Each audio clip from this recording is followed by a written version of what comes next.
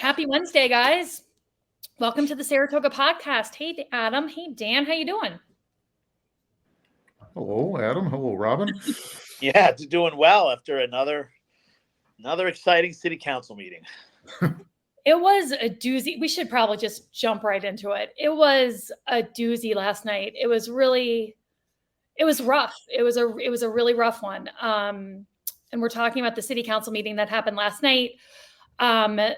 That was precipitated by an article in the Times-Union yesterday that said the city police department was in the process of considering hiring a police officer from Troy who had shot an unarmed Black man, I believe, 6 years ago. And so there were a lot of people who had come to comment about that in particular, and things got quite heated for quite some time. Yeah, let me talk about that article for a second because, I think it's no secret my feeling on the Times-Union and the way they make headlines. The fact that it was an unarmed Black man that was shot by a white police officer means nothing in the sense of is it a justified shooting or unjustified shooting. And the Times-Union in the article gives no detail about what actually happened, and that this officer was in fact found to have been justified in discharging their service weapon. And the headline is, again, the Times-Union just absolutely race baiting for clicks, having no morality or journalistic integrity about the articles they write, the headlines they use. Because the Times-Union used this headline but gave no facts, this could have been a police officer saving a baby from being choked to death. And it could be framed a totally different way, but we don't know. What we do know is the fact that the Times-Union offered nothing to support that it was an unjustified shooting, and the fact that the headline read the way it did, again, makes me just despise the Times-Union and their journalistic integrity. So I just wanted to get that out of the way because I think the way this headline portrays something in a way, but that's not what actually happened. And the fact that the firearm was justified. This officer was. I mean, in fairness, I did not have time yesterday to research the case and what had happened 6 years prior. And all I understand from a factual basis was that there was an unarmed Black man that was shot in the head, I believe, by a police officer in Troy. A grand jury was brought together. It was brought to a grand jury who I believe chose not to indict on anything. And so therefore no legal case moved forward. But aside from that, I don't know any of the context surrounding the shooting. So I feel like I can't really speak to it. But what I do know is that, yes, the way it was presented in the Times-Union, there was like 3 headlines in a row. And it started off with this effort to potentially hire this person, followed by basically a recap of the highest paid salaries in the Saratoga Springs Police and Fire Department, followed by an article about Saratoga BLM's reaction to the Attorney General report. And it was just a cluster of shit, and had every intention, I think, to just stir things up here in a way that wasn't necessarily productive at all. Dan, I mean, you were a police officer and an attorney. Police officers are trained. Is there ever an incident where if a police officer decides they have to discharge their firearm, they're shooting to kill? I mean, it's cold and it sounds horrible, but police officers are not trained to shoot to injure, because once you decide to use your firearm, you feel it's justified that your life is in danger. Is that true? I mean, would there ever be an incident you would shoot somebody in the leg? It happens, yeah, but you're correct. They're not necessarily trained for that, but police officers are human, and there may be a time where they may choose to do that. But you were right what you said earlier. Because someone is technically unarmed, in this case, the suspect was allegedly trying to run down the police officer. So therefore, he may not have a weapon as we know it, but the car was a weapon in that case. So the police officer was seen as justified in using deadly physical force to stop his own apparent imminent physical injury, serious physical injury. So the classic one is the suspect pulls a gun, the police officer pulls a gun, and the police officer fires first, and he, that's the one that's about as clean as you can get, right? The other ones, while legally justified, there's probably like a scale there, right? If they have a knife and they're 2 feet away, that's pretty legally justified. If they have a knife and they're 14 feet away, maybe still, so there's different scales there as far as what is justified and what is not. So this one, at least from an optics perspective and the timing of Saratoga, things happening in Saratoga, I sort of get it. I sort of get what the uprising was. It may not have been fair. It may not have even been accurate, but I understand when someone said the optics are bad, I can't argue with them on that. If that gives you any insight from yeah, it does. And what it gives me insight you guys, I'm sorry. I just feel really compelled just quickly to say that, like, truly, we don't know what was happening on the other side of this, coming from the person who was shot in the head. And so I kind of feel uncomfortable, like, kind of speculating, like, who is in the right here or who is in the wrong. Because at the end of the day, that's not really what this is about. What this is about is that there was a headline that this was potentially a hire that was going to happen, followed several hours later by another headline saying that the Saratoga Springs Police Department was not hiring this police officer from Troy. So it was a issue for a hot minute, literally, and then it wasn't. And we were told that this was not going to happen. This was not a hire that was going to happen. However, that didn't dampen the public commenting and who came out to speak out against it. And it actually made me wonder, as I was listening to this, hour and a half of public comment, if people were aware at that time that this had already been addressed and wasn't actually going to move forward. And I think Commissioner Cole, I texted him at one point, and I believe Commissioner Cole said something to that effect at the beginning of the public comment period. I didn't hear it. But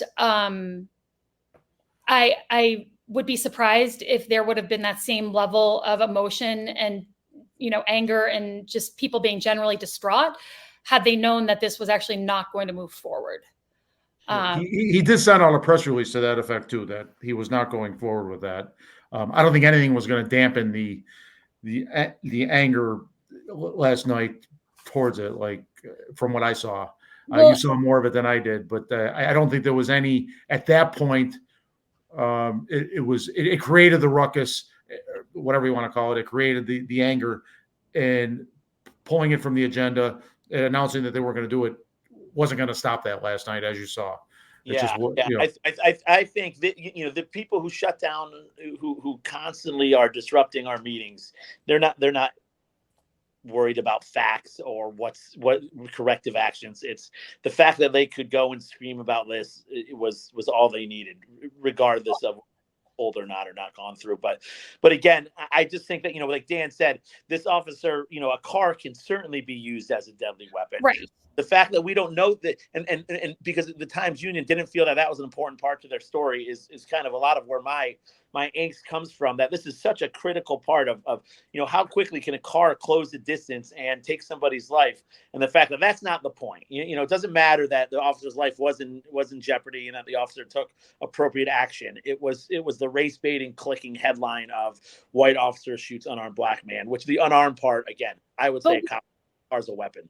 I agree, but we also don't know if it was, I still don't know. Was it justified? I don't know. Like, I still don't know. So I'm just saying I feel like there's a lot of mixed issues here. Like, on one hand, I completely agree that the Times Union intentionally spins stories, with one very specific political slant.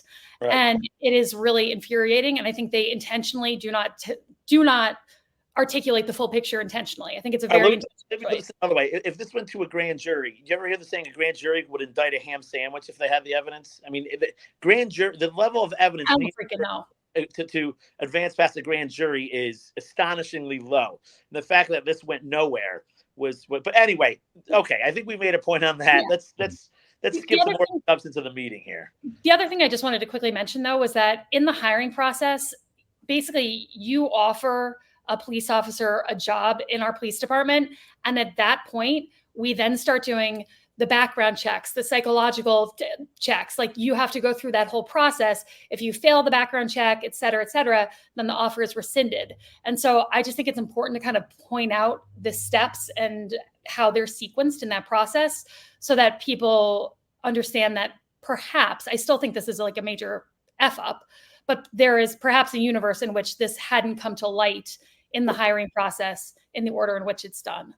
And certainly it would have eventually, and I believe would have been a barrier to completing the hire. That being said, I think this was probably the most vitriolic, angry, and loudest public comment period I've heard since maybe back in 2021. People were shouting over each other. The city council room was insanely loud. Oftentimes, the city council couldn't hear the person who was public commenting. There were multiple occasions in which the mayor had to try to stop someone because they went over their time limit of 3 minutes and was for some time unsuccessful in doing that. It was just generally incredibly chaotic and incredibly angry and volatile. In certain ways, more so. Well, you were sitting there a few years ago. I wasn't, Robin, and I watched online last night. But that was an intensity that made me so uncomfortable. I felt more so than I was a couple of years. Of course, that could be a recency bias on my part. But yes, it was intense. I didn't catch as much as you did, but what I did see was incredibly intense. And the words you use as well, vitriolic and so forth. It was uncomfortable. And again, I'm watching on a phone. So I was a distance away. I wasn't in the room. I imagine being in the room was that much worse. The other thing I think we need to mention here is that during the public comment period, in the beginning portion, one of the speakers was Pastor Earl Wallace. For those who know their Saratoga Springs city history and what's gone down the last couple of years, they perhaps know that name, because in July of 2020, there was a Back the Blue protest that was then met with counter protesters. And there were several hours of basically fighting between the protesters and the counter protesters. In those exchanges, Els Figueroa, who's the leader of Saratoga Black Lives Matter, approached another Black man, Pastor Earl Wallace, and called him every nasty, ugly name you could call someone. It was a tirade of hate speech was unleashed by Els upon this pastor. And what was Els' motivation for this? I have no idea what motivates that man. I believe the pastor was trying to calm the situation. I believe the pastor was there in support of the Back the Blue, and so they immediately were. Was he there as far as in support of Back the Blue, or was he there? Because my understanding was he was there to kind of be a peacemaker and not be a neutral peacemaker, not that things boil over to violence. But either way, entirely possible. What's that? Entirely possible, but however, Els perceived him as being part of the, I think, Back the Blue group. And so there was this very ugly exchange that was captured on tape and was posted on social media and seen like around the world, had tens of, I think over 100,000 views. And this was I think the protest happened on a Thursday, I want to say. By that Monday, Els actually released an apology video apologizing for the words that he used. He had used the N-word. He had called Pastor Earl Wallace specifically a house N-word, amongst other hate speech. And so he came out and apologized for the words that he used the following Monday. Flash forward to 2024. Pastor Earl Wallace shows up last night at the city council meeting and basically was making the point that he had listened to previous city council meetings and he had heard the leader of Saratoga Black Lives Matter reference the millions and millions of dollars he would be getting from the city, having suffered,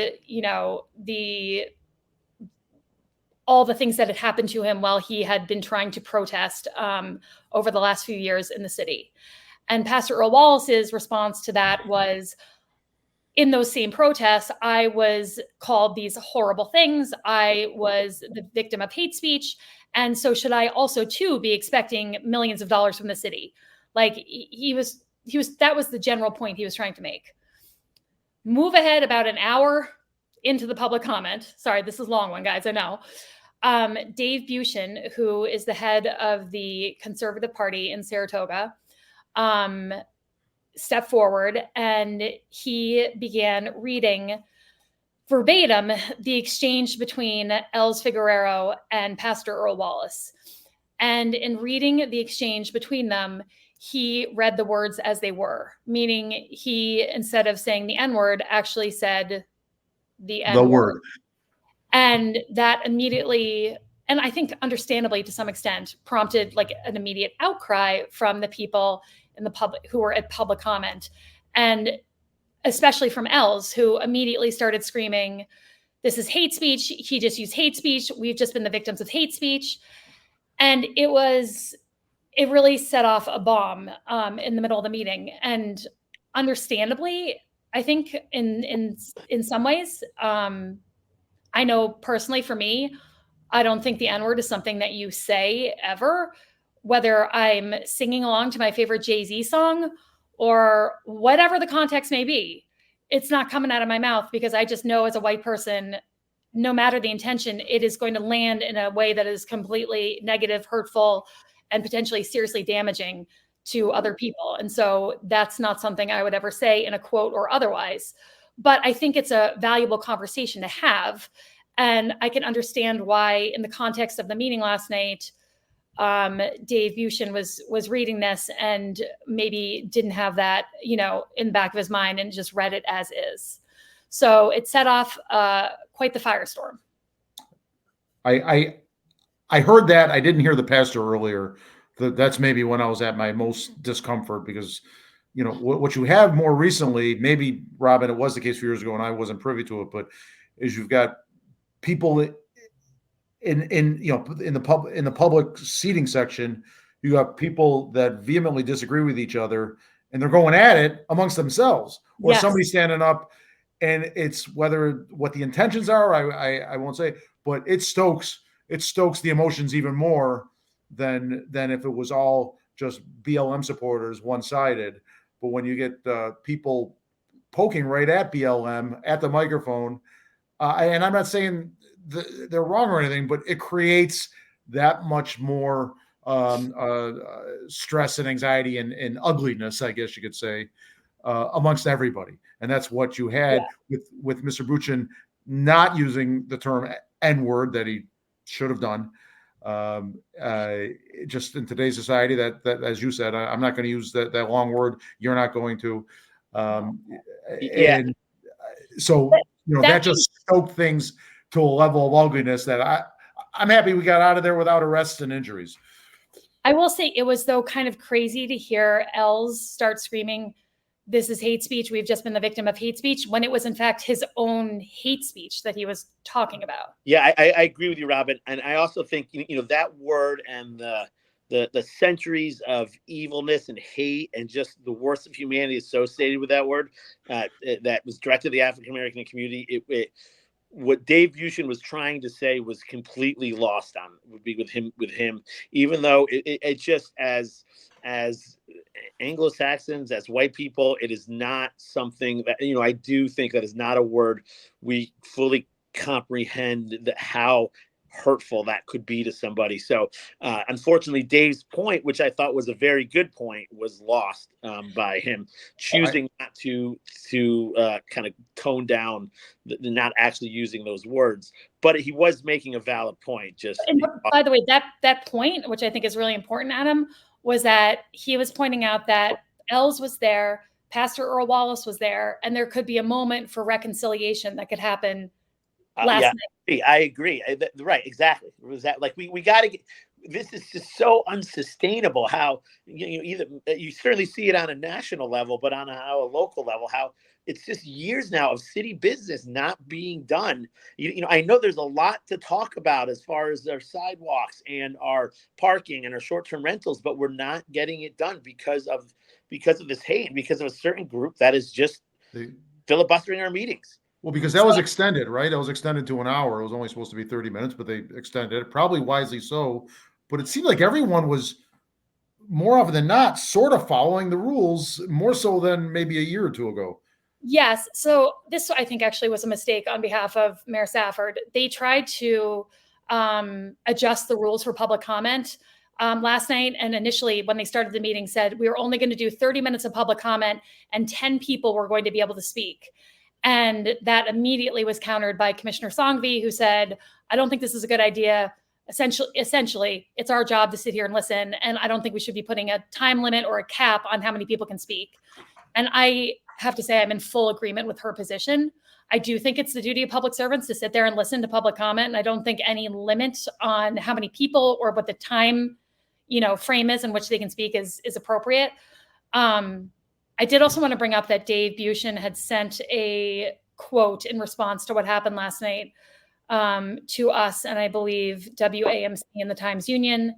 He said, the one thing I learned out of this experience is that white people can't quote racist bigots verbatim. You have to use euphemisms to cover the N-word.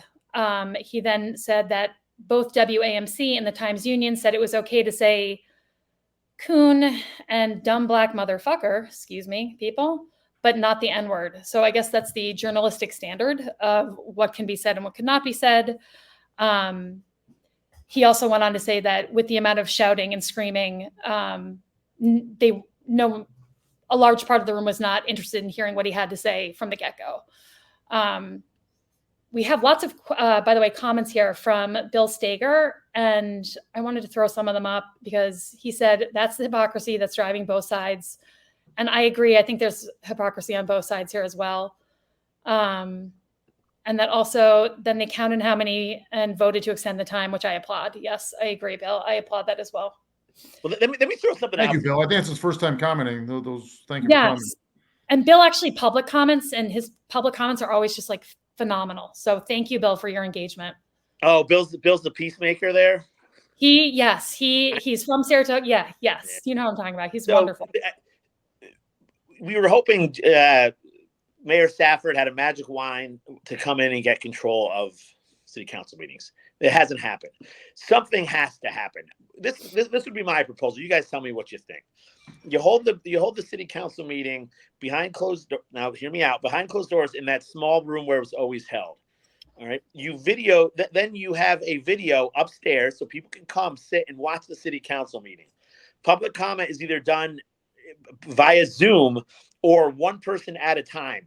And that way, and the main reason here, the biggest thing is like, yeah, you have to, it's the city council's job to listen to people, but this shouting, this intimidation is not just directed at the city council. It's directed at the people who want, like we talked about, who want to be heard during public comment. And this is oppressing their right to get up and speak in front of our city council. I think our city has shown that we cannot handle a public comment meeting the way it is. So if you want to make a public comment, you do it in over Zoom, where you go over your 3 minutes. You start with hate speech. You start with verbal. You get shut off. You can't be heckled during your city council meeting. And that way we can control the intimidation and the fear factor for people who want to simply express their opinion at city council. You guys have any thoughts? I mean, of course I do. In one sense, I hear what you're saying, but in the other sense, I'm kind of like, we're capable grown-ups. Why can we not handle a public comment period with people in person? I just feel like it feels like giving up, and I feel like we can't give up, and we have to try to make it work like civilized human beings. And although I will say there's merit to offering a Zoom option so that people could come in person or they could comment via Zoom. So if someone wasn't comfortable coming in, they could still have the option of public commenting on Zoom. So maybe both, like a combo would be. Or simply physically unable to come in, right? They might be out of state. They might. Adam, I don't see it the way you see it. Because again, I saw ugliness last night. I saw vehemence in the past several. But I did see a system that, with some blips, still largely worked. And I saw the mayor, sometimes he was not, people didn't it immediately stop when he said time to stop. But they largely did, more so than a year ago with Mayor Kim, where it was just complete chaos. Commissioner Cole mentioned it a week ago. It was like, hey, people turned their back on me when I gave my presentation. They have that right. And so, yeah, it's ugly. It's vehement. It's a lot of things that are difficult, but I don't know if it's, I don't know if it's, I will say, dysfunctional. Not to contradict myself, but I will say the one thing I think we couldn't really get a sense of at home listening to this was how chaotic it actually was in that room last night. I think there were so many people yelling at each other in the background, so many people trying to yell over the speaker, and we don't necessarily pick up on that audio at home. And so my read from people who were there was that it was really like a torturous and unsustainable experience to be in that room while it was all going on. Yeah, and then I wanted to work for everybody, and I understand it worked for kind of the city council and kind of the people who wanted to go and yell and scream over people. It kind of worked for them. It didn't work for the people who do not feel comfortable getting up. They do not feel comfortable going to city council meetings. They don't feel comfortable having their voice heard. So those are the people. I understand it kind of worked, but it didn't work for those people. Fair enough. I guess my point is they got through their agenda. The city's business did get done, maybe in an imperfect way. But they've got through their entire agenda. But speaking of turning your backs on people, guys, I have to say, like, my advice to Commissioner Moran, not that he's looking to me for any kind of advice, John Kaufman, who writes the Saratoga Springs Politics blog, came up and was giving a public comment that was critical of Commissioner Moran. And Commissioner Moran physically turned his back to John Kaufman while he was doing his public comment. And he turned his back to him and started engaging his deputy in conversation, which I just thought was so petty and rude. And it just felt to me like just super immature. It just, you're on the city council. You have to act with a certain level of professionalism. I understand that he finds what John Kaufman is saying. He finds that to be egregious. He finds it to be slanderous. One way or the other, though, you still have to act like a professional and sit there and listen, because whether or not this man is a blogger, whether or not you feel like you have a personal vendetta with him, he's still a constituent in this town, and it's your job to sit and listen with some modicum of respect. And the way in which he was making offhanded comments about John Kaufman throughout the meeting, I just thought it didn't do Commissioner Moran any good. It just made him look, I thought, kind of petty. And then when the issue that John Kaufman was commenting about came up again in the finance agenda, he just repeatedly kept saying that no one cares about this issue. No one cares about this issue. This issue is not important. We don't have to respond to it in a timely manner. This man and his concern can be completely ignored. And I just can't imagine saying that about any constituent that's coming to a city council meeting with a concern. I just think it's inappropriate. He referred to somebody as a coward as well. Yes, he referred to Kaufman as a coward for not. He didn't say it outright, but Commissioner Sungvi said, "Well, I wish the person that was here earlier, and I missed Kaufman's speech." So she was referring to John Kaufman, and therefore Commissioner Moran was also referring to John Kaufman. Commissioner Moran said he was too much of a coward to stay for the finance agenda to hear the explanation. That was yes. And I want to get to that. I want to kind of circle back to the on-call pay issue in a little bit. And keep in mind, we've got a guest. I know we do have a guest waiting. So we will bring in Mr. Nemjo. We will be bringing in very shortly, I think. Yes, we will, because there's a few other things I don't want to kind of recap for people about the city council meeting. But before we do that, why don't we take a quick deviation and talk to our guest, John Nemjo, who I'm going to bring in right now. John, welcome. Hello. How are you? Sorry to bring you in when we're in the middle of this kind of heated council recap, but it sounded like a fun night in City Hall. just a delight. No, we're delighted to have you on. And you are joining us today to talk about your feelings about the proposed seasonal paid parking plan that's been proposed by Commissioner Jason Golub. So welcome, and we'd love for you to share your thoughts with us. Is that what they're calling it now? Because it's had several names since it was first proposed. It has been, I think, remarketed a bit.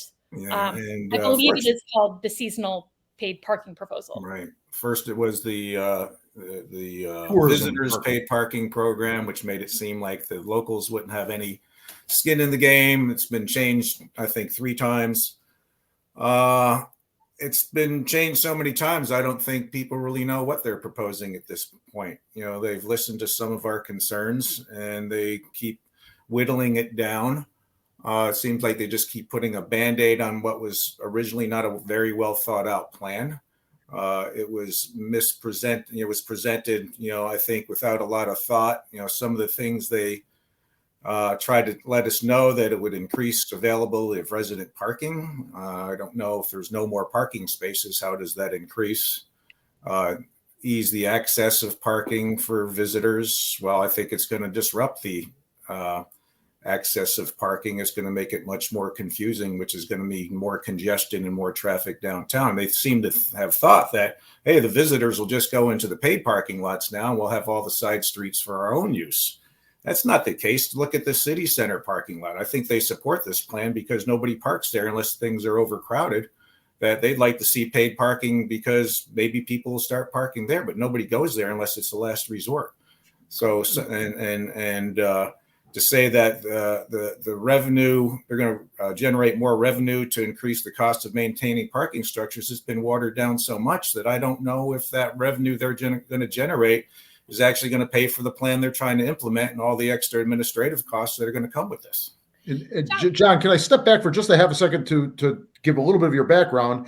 You're the current owner of Saratoga Outdoors, formerly Mountain Man, and you've been downtown a long time. So obviously you've got a perspective, and you've got a stake in this, right? If downtown retail is harmed, you are harmed. So I guess if you could kind of give your background to the viewers on why you're so involved in this. Well, we've already been harmed. I'll get to that in a minute, but I'm not only the current owner, I'm the founder of the business 31 years ago. So it's, I started the business up in Old Forge, New York as Mountain Man Outdoor Supply Company. And it was a very small operation. I think I had $6,000 to start my business with. And somehow it worked. We had, at one time, we had 6 separate stores. We had a store out on Fish Creek where we sold canoes and kayaks, but I've whittled things down to this one store on Broadway now. And when we sold the business in Old Forge, we had to change the name because I sold that goodwill to the new owners up there and I wish them lots of success. Carry on the legacy that we were the largest canoe and kayak dealer in the Northeast for about 30 years.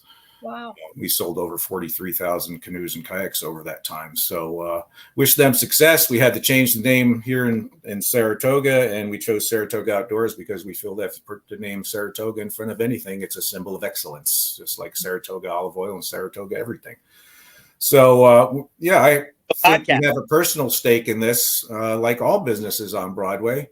It wasn't too long ago that the city sold the parking lot next between the Colomer and the Algonquin building, which used to be free public parking. And we've seen our sales drastically decreased since that sale happened and since they started charging for parking and then now towing vehicles away.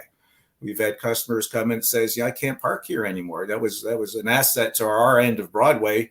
We lost the other part. That was the last public parking on Broadway. We lost the other one down there, I think, where I think it's where Northshire Books might be now. There was a public parking lot when I first got here. So, and now there's a proposal in that parking lot.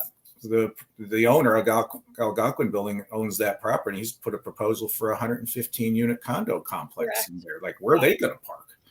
And I have other fears about that project going forward where, look at what's happened to Starbucks, where they've locked that sidewalk on the side street there for years now. And if that building gets approved, it's going to be the same thing here. And it might be the death of a lot of businesses here at the north end of Broadway. But I've talked to a lot of business owners here. And, I think, there's always this concept that paid parking will mean fewer customers. And I really think that it will happen. I don't think there's a parking problem here in Saratoga Springs, except there's not enough sometimes, but there really isn't a problem. I think this is going to cause more problems than it's going to solve. And, I kept on hearing when Mr. Golub was on last week, the term $2. It's not $2. It's $2 an hour. Right. So if people come to visit, we've heard customers, I come every Sunday to have breakfast and then I go shop. And he says, well, I might not come as often, or I might shop, or I might eat breakfast, but I probably won't do both. So, we're locally supported here. It's not, we have a nice tourist season in the summer because of the horse track and some other things, but I think most businesses on Broadway are locally supported, not only by the residents of Saratoga Springs, but also those residents in surrounding communities. We've conducted surveys here where our customers come from, and like 25% come from just the surrounding communities. Well, they won't, maybe the locals will get to park for free, but the surrounding community people won't. That's 25% of our business. So, I think there's reasons for us to fear that our business may be affected negatively by the paid parking. They seem to think that, all the tourists are going to immediately go into that paid parking lot, and the streets will be open for all the residents and They may just keep employees. driving to Wilton. Sorry, I just said, or they may just keep driving to Wilton. Or they may be, well, there's a lot of pressure on business these days, especially retail with online shopping. I mean, we're all being affected by that. And there's other places there where they can go to. And it's not only the retail businesses. You have professional businesses here in town, dentists and investors and insurance companies. If their customers are starting to be forced to pay for parking, they might decide maybe we ought to move to Malta or Wilton or somewhere else where we have more ease of parking and it's not so confusing. So I don't think, from the get-go, this didn't appear to be a well thought out plan. And they made comparisons to other towns, cities in the Northeast. But my question there is, are those towns and cities as affected from local income as it is from visitors? I think we are. Yes, we have our share of visitors coming in, a large share, but I think it's really locals that drive our economy here. I have a quick question on Commissioner Gold. Sorry. It seems like in the art of compromise, he did scale it back from the original proposal somewhat. I believe street parking is now would be free. Is there any common ground between you and this proposal, or Commissioner Golub and your position that there can be a compromise somewhere here? Well, here's my fear, because on your podcast last week, he mentioned phase one. I think their plan is just to get something in place. And once it's in place, it's going to be hard to back away from. So phase one, what's phase two? What's phase three? When do they find out we're not generating the revenue we thought we would? That we ramp it up and then start making, maybe the locals can't park in the garage, then ramp it up again. Maybe we do put paid parking on the side streets. So just by the fact they're going to get this thing established, which is going to be great cost to the city, one, for the equipment that it costed to do this, and two, for the staff that they're going to need to monitor it, sign up 40,000 parking permits. How are they going to do that? Have we even asked what the cost of those parking permits are they going to charge $50 for everybody to register a car? We don't know that. How will it be enforced? There's so many questions that this thing should not go through this year until all these questions are answered. And I don't think every time they seem to get asked a question, there's a different answer in how they're going to address it. I will say, it's also been kind of a point of pride as a Saratogian that we don't nickel and dime people to visit our downtown. Right, exactly. And I've offered a simple solution. They said they needed to come up originally with about $150,000 to maintain the parking garages. But they're putting in a program that's, if they put it in the way it was originally presented, would have added over $1 million of additional annual administrative costs to the city. So, there's a simpler solution. I know some people won't like it, but if you raise the bed tax 2%, you can generate $1 million right there. Raise the bed tax 2%, you generate $1 million. It does not affect the locals. It does not affect the people who live in surrounding communities. The people who stay in those hotels are largely from out of town, and who checks into a hotel and says, "What's your bed tax?" So you wind up going and you pay for it. And, Saratoga, we're upscale. People what are they paying for Belmont? $2,000 a room in some places. You increase the bed tax 2%, you've got $1 million, no administrative costs, no added increase in the amount of government you have, no effect on locals, no effect on surrounding areas. And everybody's, I think, pretty happy with that. Have you floated that officially, or is this... I have said that to several people. It's been in some of the materials we've put out. So I think it's a very simple solution, that affects nobody except the people. And originally it was a visitors parking plan anyway. So if you really want the visitors to pay, just do a bed tax. It's really easy. Nothing. You don't have to change government one bit. You don't have to hire all these new people. You can get the money that you need for the parking garages and more without all these extra administrative costs, without any negative impact on the local businesses here. Being in the hotel business, I might disagree with a little bit, but this is not about the hotel business. But I do believe, though, some of the bed tax goes to the county as well. It does go through the county. Yeah, it's split with the county. But anyway, we're not here to argue your point. So right now, are you in favor with how do you like the way it works now? Most spots are 2 hours. There's certain loading zones. Are you kind of, it ain't broke, don't fix it? mentality right now? I don't think it's broke, other than there's not enough at some times. And then when there isn't enough, the city center gets their paid parking. I think it's just going to create so much more, especially leading up to Bellman. Oh my God, nobody knows what's going to happen with that. That's going to be a crap show. I don't think there's a problem. There's a lot of congestion here, but when you got people who are, that's paid parking now, I'm going to circle around until I find somewhere not to park, which is on the side streets. And then my employees who don't all show up at 8:00, I had to remind Jason that, my employees, he said, well, your employees get here early. They can all find a parking. No, they don't all get here at 8:00. They come at 10, they come at 2, they come at noon. Some come at 4. By then they're all most of my employees wind up parking in the parking garages. And that was one of my fears at the beginning, because they had a very limited number of spots in the parking garages designated for locals and employees. I said, that's not going to work. Because I think most of my employees park in those parking garages because it's 8-hour parking. They're safe and they know where they can find a spot. Jason said when one of his meetings, he says, I don't even come downtown in the summertime because it's so crowded. Well, guess what? The locals will come even less if now they have to park. So, because a lot of locals. Go ahead. Sorry to interrupt you. I just have to say it's actually super helpful that you were able to quantify and with your own customers, that kind of 25% portion that right. is, that's just so helpful, because I think we've been hearing from some retailers and it's very much anecdotal. So you're kind of being able to quantify your customer base, where they're coming from, and really specify the potential financial impact it could have on you, I think is really helpful in this conversation. My hope, and this is probably wildly naive, because I've had the same thought that you've had in terms of, is this just the beginning of a larger plan? Is this a slippery slope where we've introduced it and kind of opened the floodgates, and what I might find palatable this summer, next summer, whatever's introduced, I'm not going to find palatable. And it's got a death by 1,000 cuts, and then we get, where's the breaking point where the whole, here's another point. I just want to finish that thought really quickly. At the same token, though, I do feel that Commissioner Golub has been very receptive to the kind of onslaught of negative feedback he got.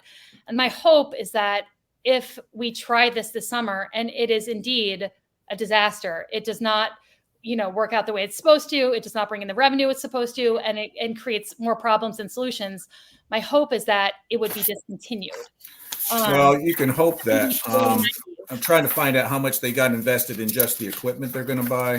That was in the. Yeah, that's one of the issues. You're going to have these sunk costs associated with this. Where the logistical costs. I mean, I don't know. I do not understand how we could do this summer and have all of us get resident parking passes. Just that process seems.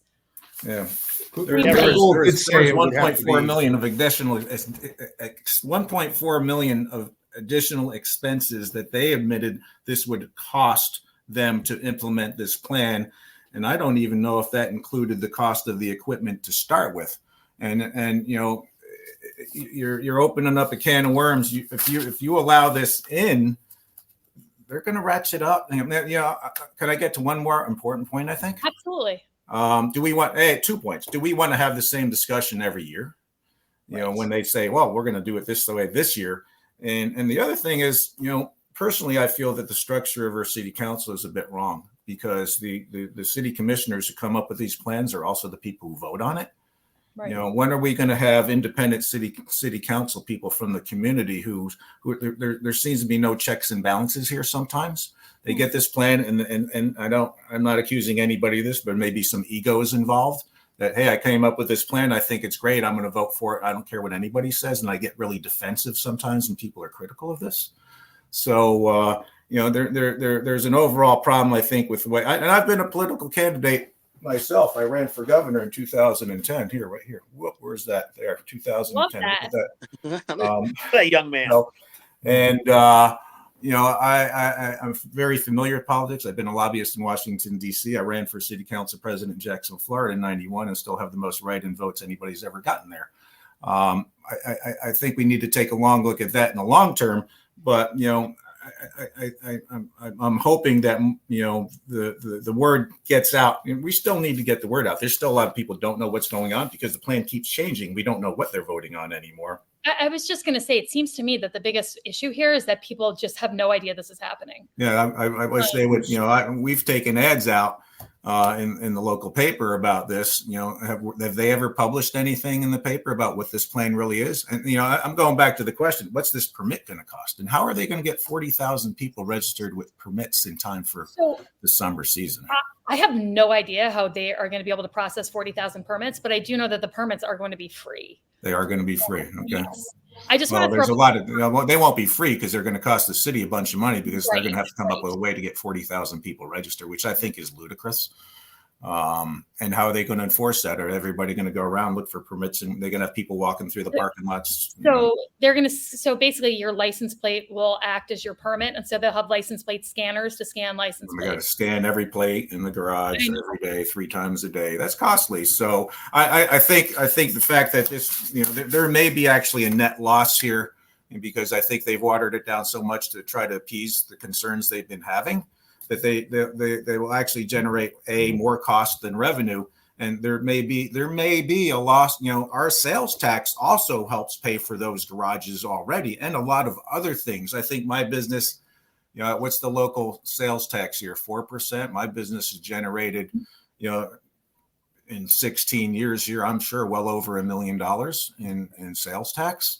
If you see that businesses lose 10% of their sales because of pay part, that means 10% lower sales tax coming into the city from the downtown businesses, and maybe more as people say, I'm not going downtown. I'm going out to the mall. Here they're getting a movie theater now, or I'm going down to Albany. There's a lot of new businesses coming into those 2 big malls down in Albany. John, I'm going to quickly just throw up some comments here from some of our viewers, if you guys don't mind. Bill had said they've been dealing with the parking issue for decades, with what result? A couple more parking garages. We've been having this discussion for decades. They went to Disney to study their parking and people moving operation. What came of that? I know there have been several. How can we compare ourselves to Disney? I don't know. And then Lifestyles of Saratoga weighed in. State legislation is needed in order to create a residential parking program in the city of. That's interesting. That's interesting. Yeah, that is interesting. Thank you, Lifestyles. What about something? It's as simple as, all right, all of our parking garages are going to act like the city center, just paid parking in city garages. Well, they would have to. Well, but where do my employees? Where do my employees park? Where do our customers? Where do the locals park? They're going to have to pay for park because they use this. If you have paid parking, the visitors are going to grab everything on the street as soon as they can for free. That's going to leave my employees and my customers having to go into the garages. So that really defeats the purpose. And that's why they said, hey, we'll give permits out and let them all park in the parking garages. Because I think the point is if currently employees can park in a parking garage and they can stay there for 8 hours versus being on the street and having to move every 2 hours. Right. So they can come here, they can go eat at a restaurant, they can shop in a few shops. But if they've got a meter ticking $2 an hour, they're going to maybe limit it to one or the other. Well, John, may not come out as often. There is a public hearing set now for the April 2nd city council meeting. Right. So to your point, John, this is a snowball rolling, right? It may be unstoppable. Do you have any meetings set up to try to, whether it's scale this back even more? Because it seems like there's a clock ticking and this may be happening. Well, I mean, there is, for example, in our shop, we've been gathering petitions signed. We've got over 470 names so far just in our store. That's just our customers. John, so if you had this petition in every store in town, you would have thousands of people signing up that live here or visit here saying this is not a good idea. So I hope people are going to come out to the city council meeting. I think that's the 2nd of April. Yes, and have an opportunity to speak and not be yelled at while they're speaking. I think it'd probably be a little bit calmer than the meeting last night, but I think people need to come out and really voice their concern because where does this put Saratoga Springs? It makes us more elitist. We got a lot of people here that come that don't have a lot of money to start with, but they can come here and enjoy the town. But if you start making that cost more to people who may want to visit here, we may get fewer people here. We might get we might increase the affluence of the people who visit here, but that's not necessarily a good thing either. Well, John, I just want to thank you for coming on today. We really appreciate you joining us and articulating your opposition to this, and hopefully educating some people one way or the other to come out at this April 2nd hearing and express their opinion. All right. So, Well, Robin and Dan, I appreciate the opportunity and covering both sides of the issue. So good luck, and sir, good luck with what you've got going on too. I didn't catch your name because I didn't watch the beginning. Yeah, no problem, John. It's Adam. And real quick, I want to give you a quick plug. One of my favorite kind of little, and I don't know if you want to plug this or not, but I'm going to plug it anyway. Little known secrets of Saratoga is your back bargain room. I get 50% of my gear from there. And, last winter I was actually going to Ukraine supporting refugees, and right, good.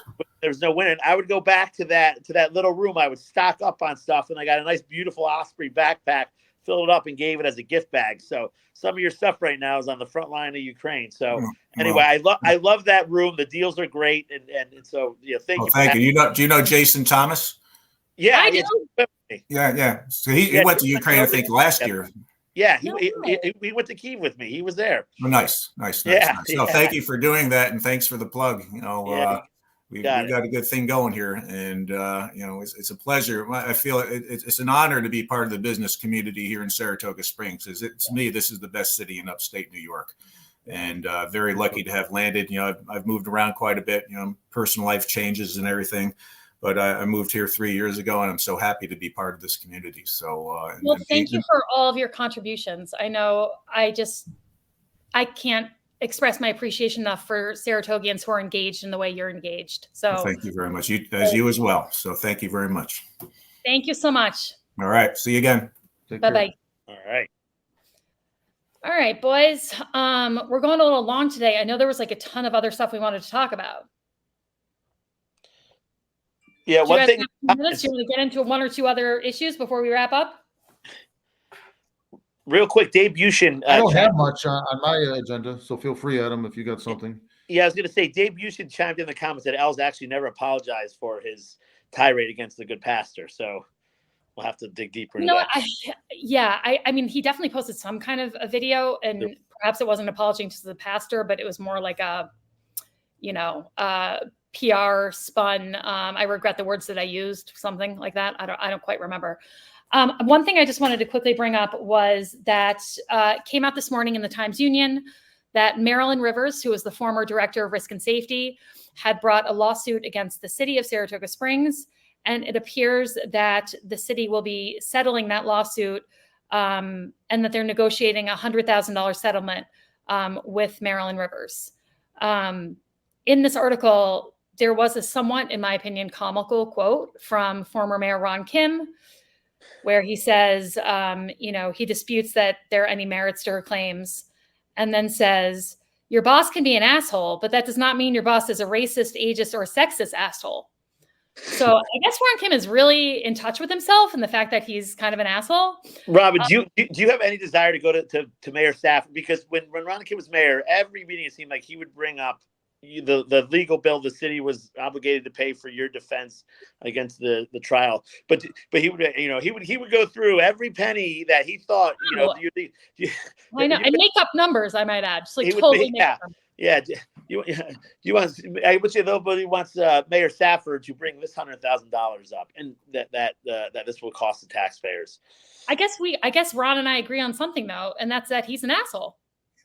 Yeah. It seemed like he was the impetus for this article, as if he went to the Times-Union. I don't know that, but it seemed like they got inside information from somebody, and it seemed like it may have come from Ron, because the city certainly didn't release this, the insurance company certainly didn't release this, and Marilyn Rivers didn't release this.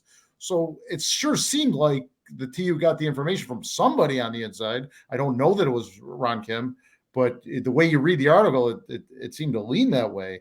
Yeah. And what it said was, he disagreed with it, that the city would apparently have to pay a $25,000 deductible. The insurance company would pay for the bulk of it, but we'd have a $25,000 deductible. Here we go with that. Yeah. I just don't know if it makes sense. The insurance companies, I remember the whole deductible thing was just a fiasco before, whether the city, that's why one of the reasons why we're losing our insurance, because we voted to not pay a deductible. It's right. And it's the current, this is the former insurance company, not our current one. The irony there that Ron misses is that they dumped the city. They dumped the city because of the dysfunction in the city. It Well, seems. Because he was an asshole. Yeah, I will say this: the Times Union also has a history of running Ron Kim apology stories before there's a story. They did it when he swore in the halls of City Hall. Mayor apologizes for using profanity, and the very what the heck was the Times Union talking about? And then later on, it was released. He used profanity. So the Times Union, being the moral newspaper with values they are running apology stories before there's even a story. Guys, I just have to say, Bill wants to vote on an extension to today's podcast. He's moved to extend the podcast 30 minutes. He's called for a second, and Dave Bushin has come up with a second. Look at that. I know. Very formal. I like it, boys. The other thing I wanted to bring up, guys, just briefly, and it's probably a topic for our next podcast because I found it to be extremely confusing when it was addressed last night. It was this issue of the on-call pay and money being transferred to cover a deficit in the on-call pay lines from last year, and kind of some accusations of this being done kind of nefariously or on the sly or in a way such that the other council members didn't see it. Long story short, Commissioner Songvi, addressed it, but I kind of left more confused than I walked in because there seemed to be a lot of throwing around of numbers and budget transfers and what was covering what. But at the end of the day, it seems to me that there's still the fundamental issue of the deputies receiving on-call pay that hasn't been addressed. And so all these other kind of smokescreen issues are kind of confusing it for me. Am I incorrect in that? 100% agree with you. 100% agree with you where, okay, they were paid on-call pay last year. Are we okay with that? I guess we have to be. It was done. Are they going to get paid on-call pay this year? Is this still a thing? And that's it. And I agree with you. The way Manita started talking about 12 cents and how they have to do a budget transfer for that, and that's just just can't. What the heck are you talking about? Is on-call pay? I agree with you. I could not follow what the heck they were talking about. I couldn't either. And basically, what I kind of came down to was on-call pay isn't an issue right now because the budget line isn't funded for 2024, but we've just walked through an example of the deficit in funding for 2023 and how that could be corrected by moving money from risk and safety and other areas into that line. So it doesn't really matter to me that it's not funded right now because it could clearly be funded through budget transfers in the upcoming months. Yeah. Right? And yes, but there's also the underlying issue. What was voted in for on-call pay and what was implemented? There are some alleging that those were two different things and something happened along the way that it was implemented. People were getting on-call pay that it wasn't designed for doing functions that were not on call. So there's still that issue hanging out there, if that makes any sense. Yeah, it does. It does. And Robin's point of, hey guys, there's no money for on-call, so we're going to transfer money in right now to pay for what we spent before. But don't worry, there's still no money for on-call, so it won't be a thing. Well, wait a second. Yeah, circular argument. I was confused, and I would welcome any clarification on this issue. I will also say that in my professional life, if I hear myself use the word assume, I know I have kind of screwed up. And there was a lot of assumptions being made by Commissioner Songvi last night when she was kind of trying to dissect this for us. And so it didn't bring me a whole ton of confidence that we have it right just now. Also, the labor attorney and our city attorney have issued an opinion on this on-call pay situation, saying that it's not legally compliant, basically. And that issue still seems to be just floating out there. And they acknowledged that this opinion, Commissioner Songvi acknowledged that this opinion had been made by city attorneys, but that didn't really have any factor in how this resolution was. Opinion, it's not a procedure. Policy. Correct. Well, why seek a legal opinion if you're not going to implement it in procedure and policy? But exactly. That aside, there wasn't too much else of note last night in the meeting. I'm trying to think. There was some Commissioner Songvi, had talked about the mortgage tax going down precipitously. And that was a little bit of a concern, but I don't have the financial head that say you have, Adam. So I don't really fully know, what the ramifications of that mean for the budget. Well, I don't I don't know the exact number offhand, but it's a small percentage of what our budget is. So I don't think it's going to be a great hit to our budget. I think the more important conversation about the mortgage tax is that, all right, why is the mortgage tax down? Is it because home sales are softening and our property values decreasing, or is it because of lack of inventory? And this had come up before. We had a mortgage broker on, and I had asked her this, and she said it was very complicated. But essentially, I believe that the gist of it is not a lot of mortgage tax is a tax you pay when you take out a mortgage for a home. So if you refinance or finance for a home for the new time, you pay a tax to the city on top of that. That tax is significantly down, but significantly down from the COVID years when property from Saratoga was going berserk. And I think the general feeling is that there's not a lot of new homes being bought or sold in Saratoga because there's no inventory. There's no inventory. And interest rates are so high, people aren't refinancing. Commissioner, yes, exactly. Exactly. So that too. So it's not we should have seen this coming. It's supply. Right. Yeah. It's like you said that there were a lot of sales at the beginning and halfway through COVID, but once the interest rates went up, the housing stock dried up. It was a foregone conclusion that the mortgage tax were going to go down. I think, and we're not the only community dealing with this. It's probably nationwide. I think when our local home values skyrocketed, everybody in the back of their mind, so there were a lot of people who said, you know what, now's a good time to sell my home. Well, they all sold, right? So people who were on the fence about it have already sold their homes. And so the people, a lot of people now are dug in because there's a house that, literally across the street from ours. And for what it went for, my wife and I kind of jaws dropped a little bit. It's still sale pending, but it was on the market for a week. The prices were insane. Yeah. Yes, they are. Shockingly so. Yeah. It feels like they've doubled in 4 years. But then the problem is if you sell, like if I sell where I am, I want to move within like a 3-block radius. So I could sell my property at like an insane multiple, but I can't afford anything within a 3-block radius. Anyhow, lastly, the short-term rental regulation was touched on last night. I believe they had extended the public hearing. So people were able to weigh in on that.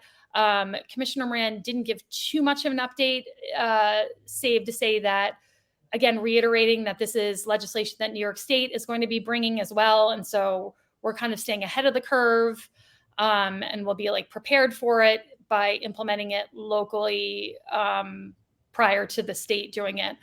I do think, again, I don't know why I think Commissioner Moran is listening to this or wanting any advice. I do think like a really easy win for him in this situation would be to adjust that $1,000 fee.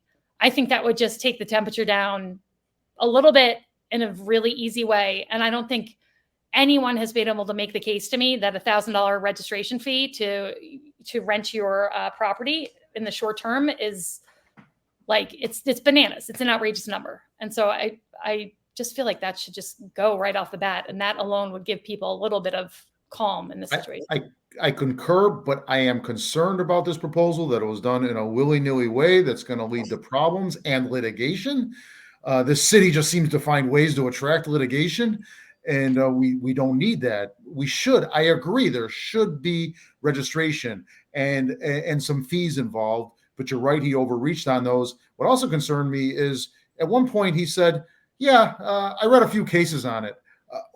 Have we not researched this through our attorneys to know what is legal, where we're within our rights as a city and so forth? That did not give me confidence. I am very concerned that this is being done in the wrong way.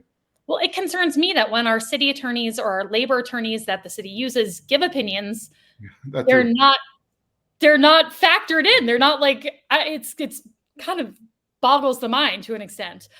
You would think that a legal opinion coming from the city attorney as to whether something was compliant, legal, not legal, would have a significant impact on how you would fashion a piece of legislation or how you would vote. But it doesn't seem to impact this group of folks since we've seen them take office in January, which confounds me. I also think that there's a lot of this short-term rental regulation is suddenly kind of trying to be everything to everyone. Like initially, this was brought up by the Chamber of Commerce and Discover Saratoga because they wanted to offset the fact that hotels and inns pay occupancy tax, but people who are Airbnb do not pay occupancy tax. And so this was meant to kind of equalize that. But then it became about safety. And then, and then it becomes about inventory and, rental prices. And it just seems like it's kind of trying to be everything to everyone. And in doing so, is not accomplishing much. Yeah, one of the interesting points that was made last night is that when buildings are built to code, the inspector comes in when the framing is done and sees the electrical through the wall. The walls isn't up yet, so you can't retroly go back and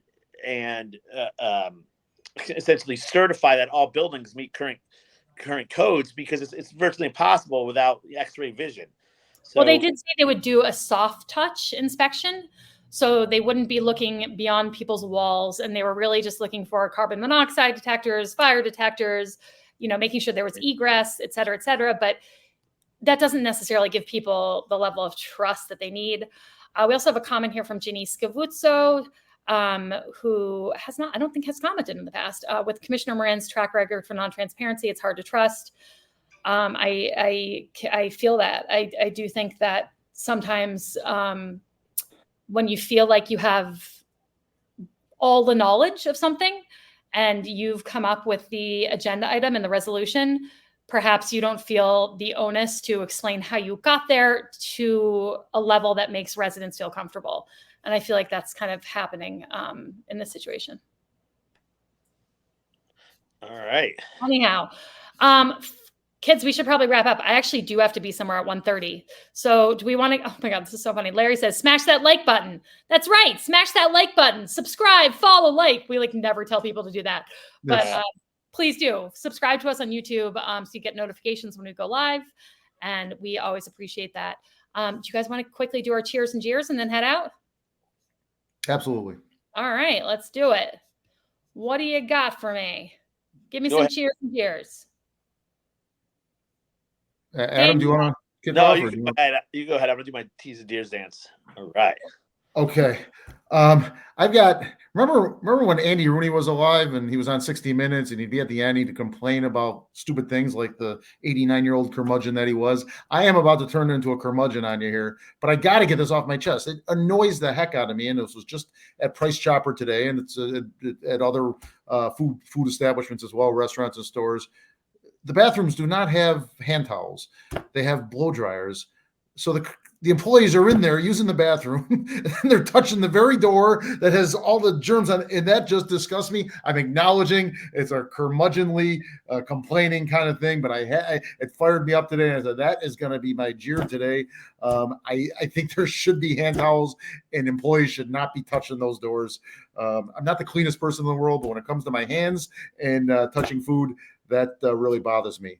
Unless quick they announcement. Have those Dyson dryers. You know those Dyson ones? Those are like legit. But you're still touching the door afterwards. Quick announcement. This has been known, but it's never been official until this morning when NYRA Commissioner David O'Rourke headlined a breakfast that the chamber put on, that not only is the 2024 Belmont going to be in Saratoga, but it is confirmed that the 2025 Belmont will be in Saratoga. 2 years of Belmont. Make money. Test case. Yeah. Okay, hoteliers, that means up your hotel prices for 2025. But, I haven't digested that news yet, even though everyone sort of knew that was happening. But Dan, did they give the exact weekend? I'm sorry? Did they give the exact date of the Belmont? It's usually 5 weeks after the Kentucky Derby. The Kentucky Derby is the first Saturday in May. So you could probably guess it's probably the first Saturday in June. But it's exactly 5 weeks after the first Saturday in May. How's that for a formula? That's good. I like it. Pretty good. Guys, I have not come up with cheers and jeers. I have one quick cheer, which was to our own Dan for doing your 5K. Oh, thank you. I'm so proud of you. I'm a marathon runner and Ironman, and so I have deep appreciation for people going out and running their race, and I just was pumped that you did it, and so props to you. Thank you. I was not in really great shape to do it. The prudent thing would be not to have done it, but I went super slow and got through it and didn't need an ambulance. Thank you, Robin. Good for you, sir. All right, Adam, you're up, kid. All right. Jeer is for this weather. Come on. I mean, I was an advocate for winter all winter, but come on, it's spring now. I woke up this morning with some snow on the ground. Give me a break. My cheers for two people. It's for my sister Liz Israel and Commissioner Shangvi, who appointed her to the participatory budgeting committee. Which my sister was watching the city council meeting last night, horrified, and did not want to be on. She did not. She's like, do I have to go to city council? She had anxiety through the phone watching the city council meeting. I said, no. The participatory budget committee is is the most fun, probably greatest budget committee you can be on, because it just do cool things and bring people. And that is a program where, again, we'll be hard on the commissioner when we think it's warranted. But that was a great program she's implemented. A lot of neat things have come from it. And so congratulations to my sister for taking part in that committee. And thanks for that happening, because that was one of the, there were two positive moments during last night's meeting. And that was one of them. Commissioner Songvi was like, I have one piece of positive news and one more piece of positive news. And that was one of them. So yes, props to Liz. She rocks, and she's going to do an awesome job on the committee. So yay. And kudos to Commissioner Songvi. She is the one that created this in Saratoga Springs. Yes. Yeah. Don't steal my cheer. Sorry. All right. Well, for jeer. The weather. Oh, the weather. That's right. Yeah, the weather. I know. I can't cheer the weather just because I'm so freaking grateful that we got through the winter with basically no snow. It's been the winter, and the temperatures. It's probably the warmest winter on record. It's the winter that wasn't. You guys are cheering for climate change right now. I know. So that's the thing. I know I'm deeply concerned about climate change. Ski very much. I didn't get to play in the snow. Oh, Adam. Anyway. All right. Well, on that note, stay charming, Saratoga. Thanks, guys. We'll see you next Wednesday. Thanks for watching, folks. Bye-bye.